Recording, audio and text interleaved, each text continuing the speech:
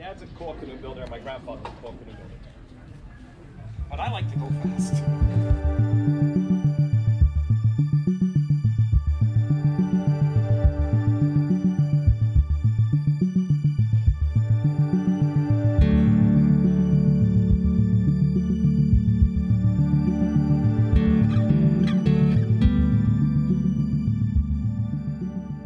So you're looking for a canoe, right? The first thing to me you got to ask yourself is, where do I live? What kind of water am I in? And what do I want it to do? You know, if I'm in Hawaii, I'm gonna look for a boat that's good in the surf. If I like big water, I'm gonna look for a boat that's good in the surf. If I'm in Hawaii and I want a time trial boat, I'm gonna look for a boat that's fast in the flat, because that's what time trials are usually in, right? So if you live in California, 85% the rest of the world besides Hawaii and maybe France, Northern California where it gets big if you're in the ocean, you're gonna look for a smaller water boat that's faster. It's pretty simple for me. I want people to be in the best boat that they can be in for them.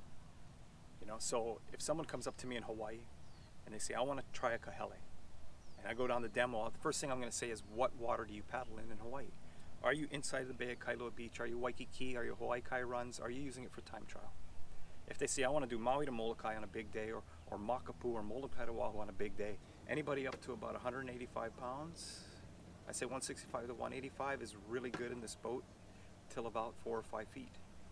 I think the women that are lighter, 135, 145, they're good when the water's a little bigger. When I say surf, I mean 5, 6, 8 feet. You know, because Hawaii surf is, when we say surf, is a lot different than you say California surf, right? If you're on a big downwind day, straight wind day, I'd say get a Kai Kai or get an Aries, because those boats are bigger, better on big days.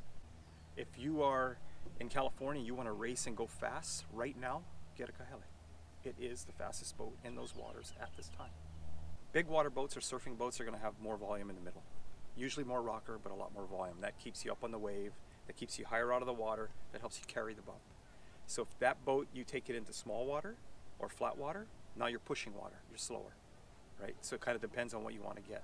If you're 135 pounds and you get in a big volume boat that's made for good surf, now that boat sits really high, and when you're in small water, you're pushing a lot of water. You have a lot of resistance against you. So you want to get in a boat that has a lower volume if you are lower volume. Wider hulls are harder to move in flatter water most of the time. You want a slender hull, right? I mean, most of the world where you paddle or you race, you're going to have kind of water like this we have out here in California. If you don't have a GPS on your boat and you're testing it against the other boats in the conditions you want to be in, you're not going to get the feedback you need just by feeling it.